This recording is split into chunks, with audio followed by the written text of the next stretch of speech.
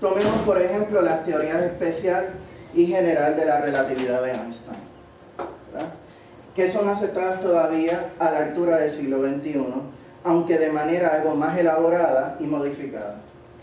Antes de los trabajos de Einstein hubo ciertas concepciones en torno al espacio y al tiempo y a la vez a la cinemática.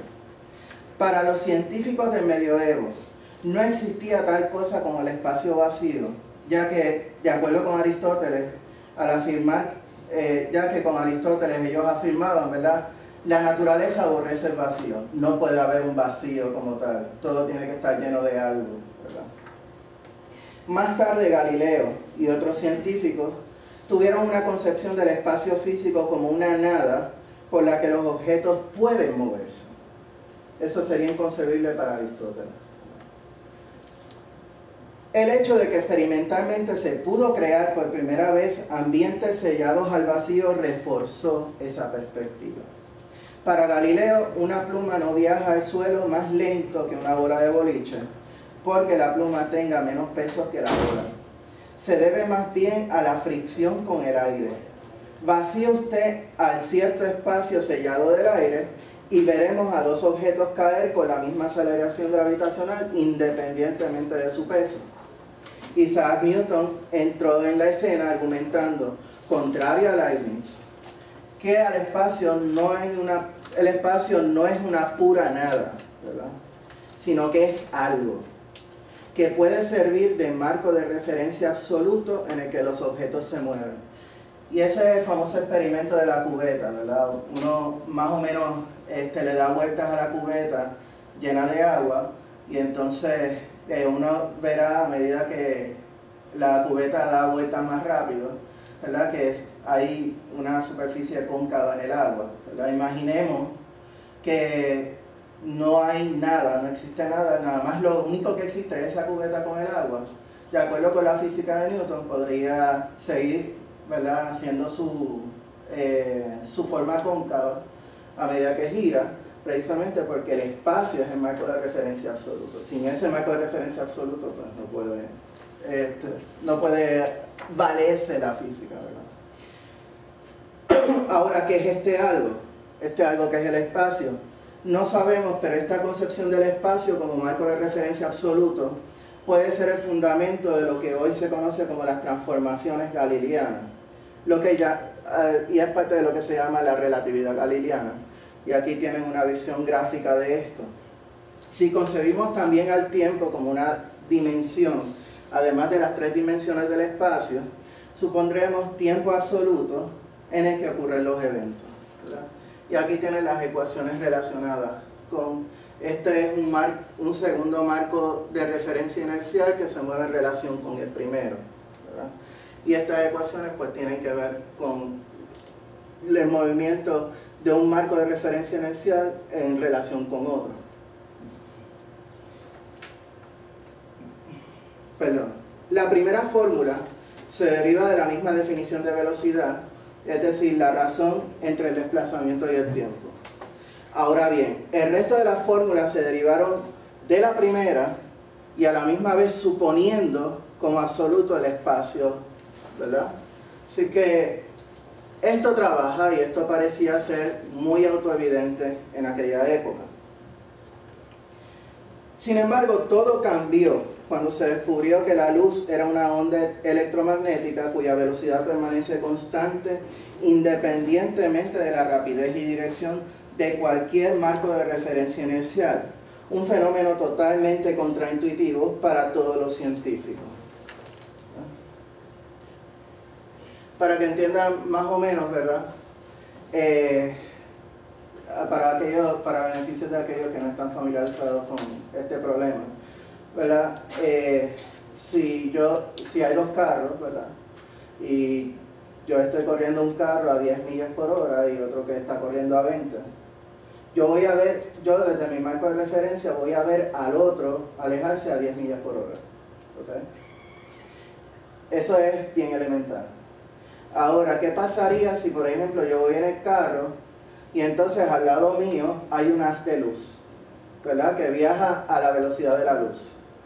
Lo que una y otra vez dicen los experimentos es, no importa la velocidad que yo vaya, incluso una velocidad cercana a la de la luz, yo siempre voy a ver la luz viajando a esa misma velocidad. Y eso es lo contraintuitivo, ¿verdad?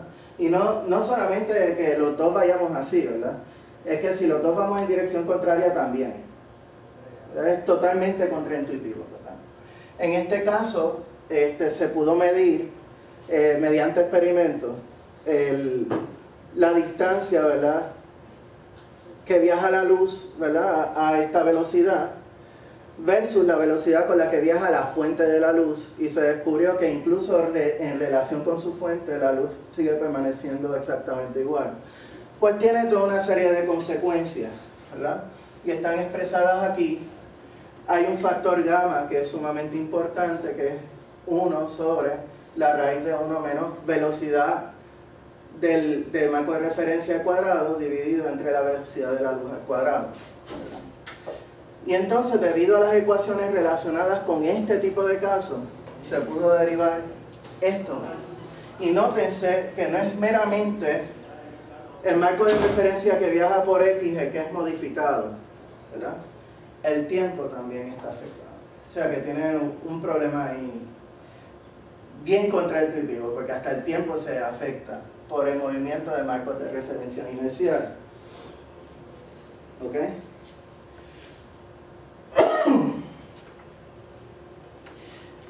Esto se le conoce como las transformaciones de Lorentz, por cierto. Heinrich Lorentz fue uno de los que calculó estas ecuaciones, ¿verdad?, y llegó a esta, ¿verdad? Pero realmente donde está el guiso, ¿verdad?, es Einstein. Y ahí es donde surge la teoría especial de la relatividad. Einstein pudo descubrir las relaciones espaciales y temporales entre marcos de referencia inerciales. También mediante cálculos matemáticos pudo descubrir cómo se puede calcular la dilatación de masas en dos marcos de referencia inerciales que se mueven a velocidades distintas, ¿verdad? Yo estoy en un marco de referencia inercial, otra persona está en otro marco de referencia inercial, y si yo estoy quieto, vamos a decir, en mi caso, ¿verdad?, pero entonces otra persona pues viaja a una velocidad cercana a la de la luz, yo voy a ver, vamos a decir que viaja en un cohete, yo voy a ver el cohete más angosto desde mi perspectiva. Escucharía, vamos a decir que el otro tiene un reloj, pues el reloj corriendo muchísimo más lento, y la masa sería mucho mayor. O sea que todas estas son derivaciones contraintuitivas, y obviamente una de las fórmulas más famosas, ¿verdad?, la energía es igual a la masa y la velocidad de la luz al cuadrado. Vamos.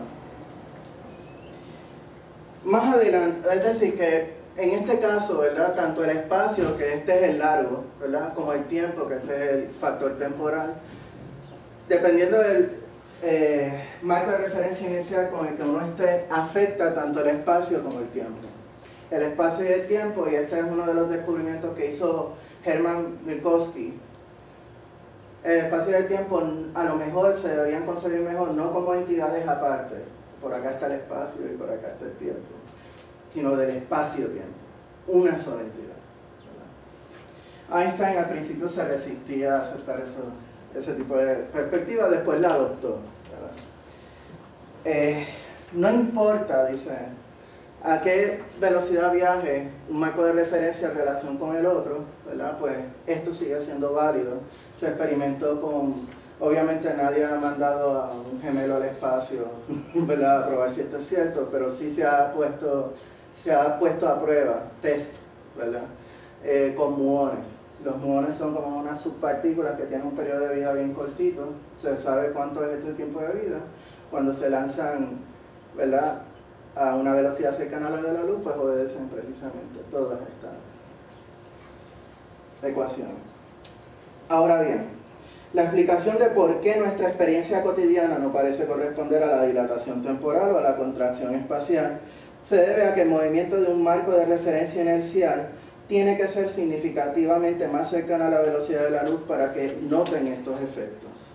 Si la velocidad no es cercana a la de la luz, las transformaciones de Lorentz conllevarán resultados prácticamente cercanos o casi idénticos a las transformaciones galileanas. Como la dilatación temporal y la contracción espacial son casos especiales, se denominó este marco teorético de Einstein la teoría especial de la relatividad. ¿Okay?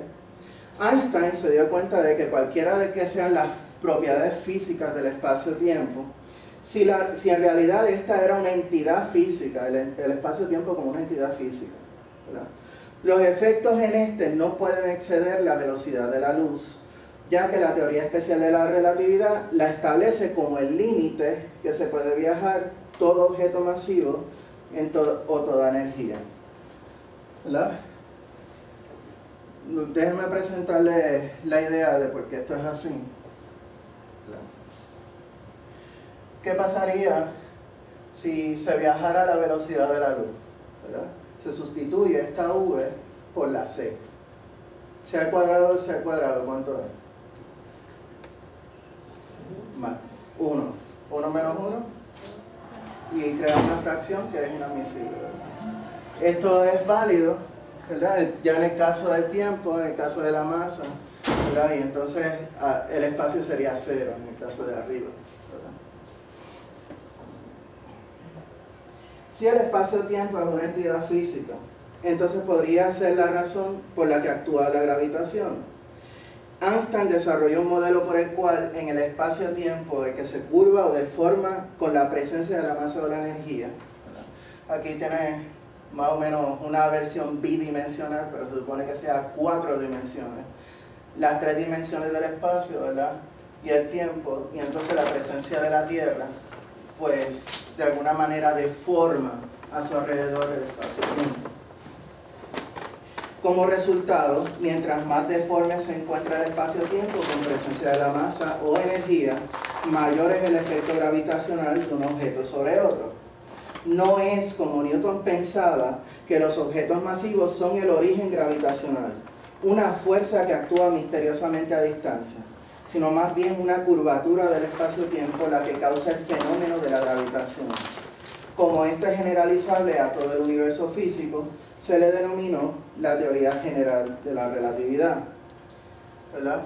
Con esto se puede explicar por qué, ¿verdad?, la gravitación solamente puede afectar a un límite, y ese límite es la velocidad de la luz. No es como Newton, que pensaba si el Sol desaparece al instante, pues la Tierra va a salir volando instante por el aire. No. Si desaparece el Sol, entonces la Tierra no, entre comillas, sentiría los efectos, ¿verdad?, hasta que 8 minutos después, en una onda gravitacional. A todo esto, y aquí está el problema principal con esto, a todo esto Einstein estaba familiarizado con la obra del matemático Henri Poincaré, en la que él sugirió la posibilidad, para él altamente improbable, de que pudiera adoptarse por convención la geometría no euclidiana con el propósito de simplificar una teoría científica. Einstein revela en sus escritos que al menos este fue el caso cuando decidió adoptar el espacio no euclidiano como el mejor modelo para su teoría, aunque fuera una geometría más complicada que la euclidiana. Esto se debe a que el espacio no euclidiano podía facilitar la formulación de una teoría general de la relatividad simple, la más simple que se puede. El espacio euclidiano la complicaría considerablemente.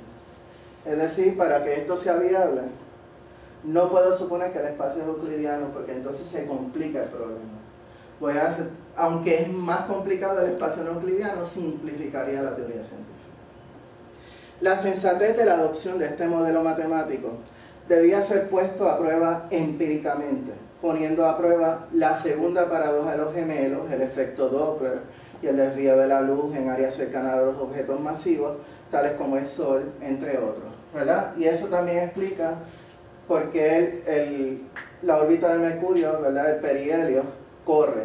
Hay un corrimiento del perihelio, ¿verdad?, y del afelio, por consiguiente. La actitud filosófica de varios pensadores en torno a estos resultados varió. Pierre Duhem nunca pudo aceptar los resultados de Einstein. Es bien interesante, un filósofo tan extraordinariamente bueno, pero como científico fracasó en todo, ¿verdad? Anyway, como que Estas únicas paradojas de la vida, ¿verdad?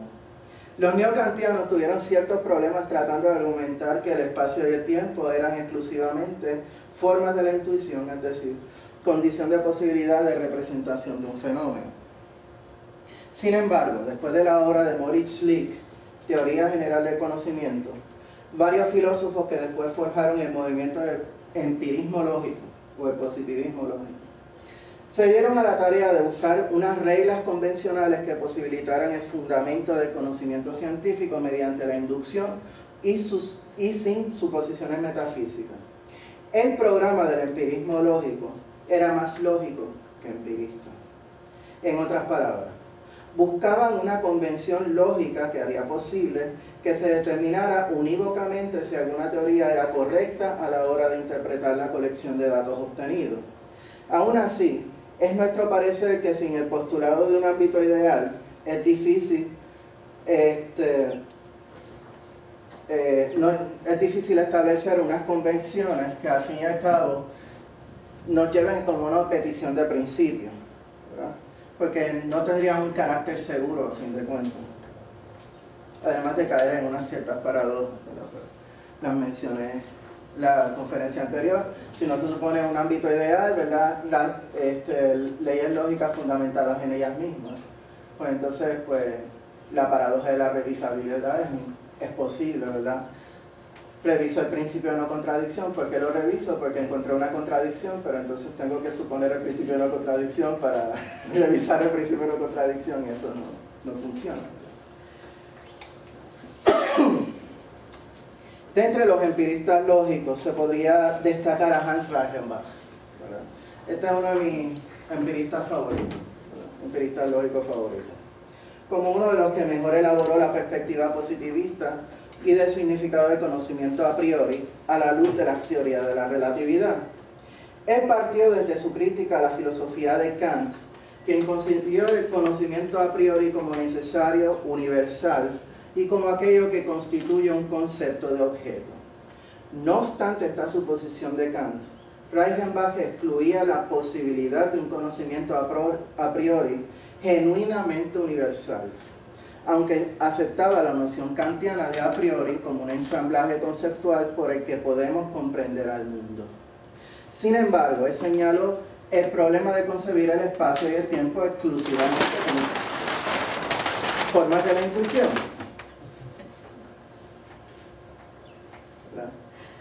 El espacio del tiempo y el espacio. Sí. El espacio del tiempo y el tape. Que haga lo que quiera.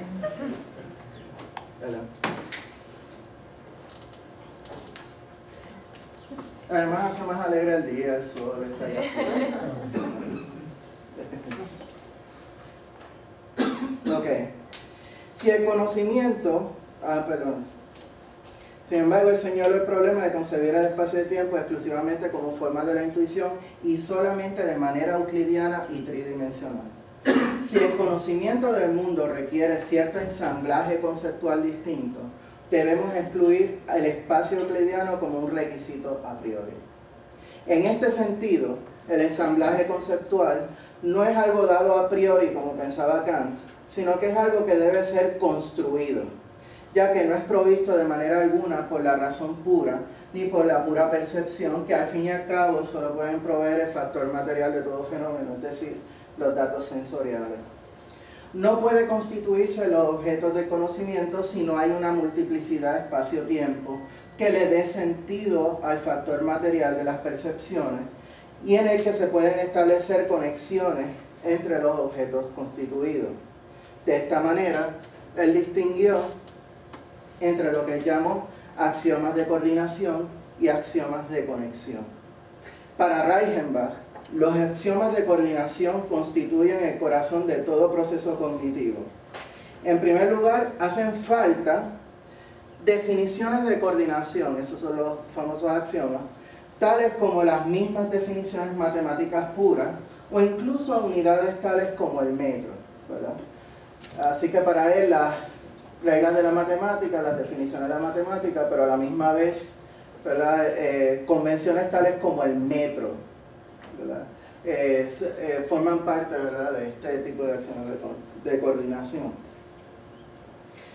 Una vez se establecen estos axiomas de coordinación, que es prácticamente la versión de Reichenbach de lo que llamaríamos a priori, aunque no es realmente a priori, se pueden establecer los axiomas de conexión.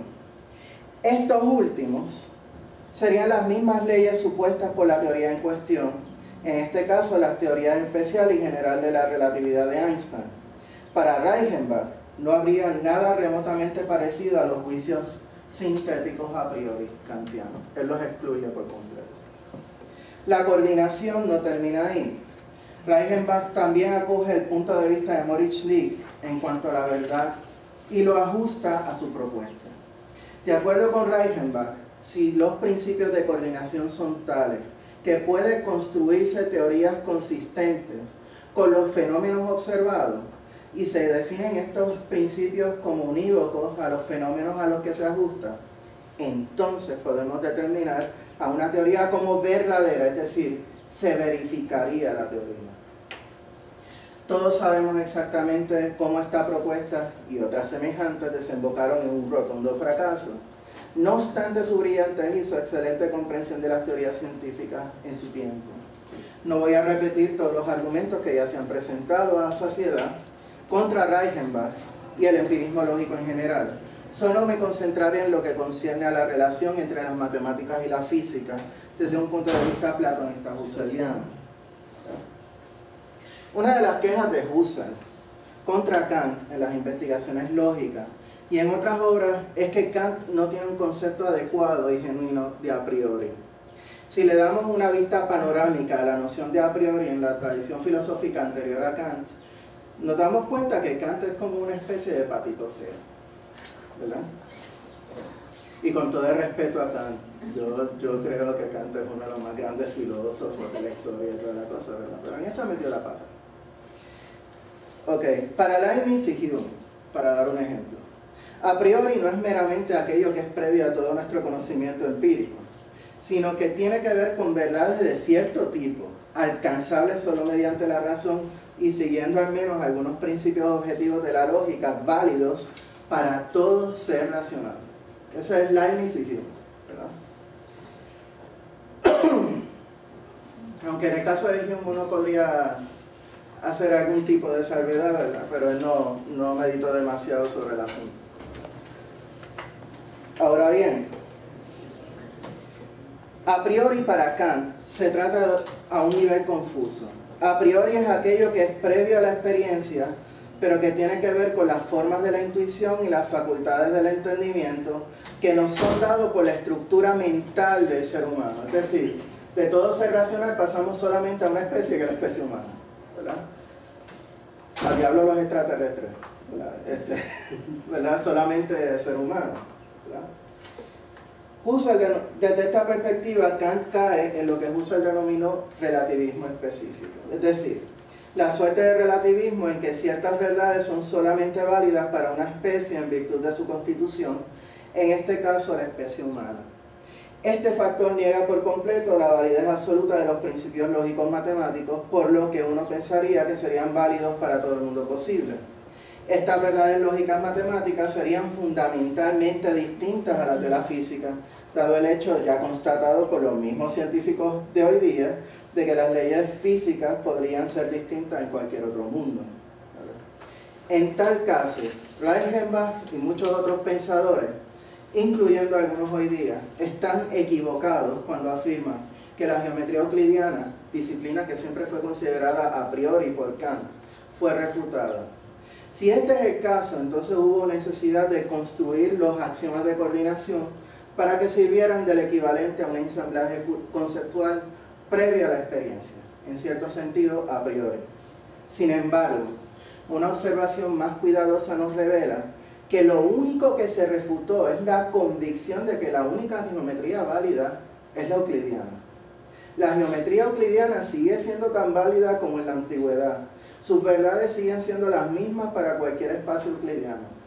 Sin embargo, lo que se aclara es que no sería válida para espacios no euclidianos, ¿verdad? Desde esta perspectiva, el espacio euclidiano es uno de una infinita variedad de espacios posibles. Husserl se dio cuenta de este punto bien claramente especialmente cuando se expresó en una carta a su maestro Franz Brentano en 1892, muchos años antes de la formulación de la teoría general de la relatividad.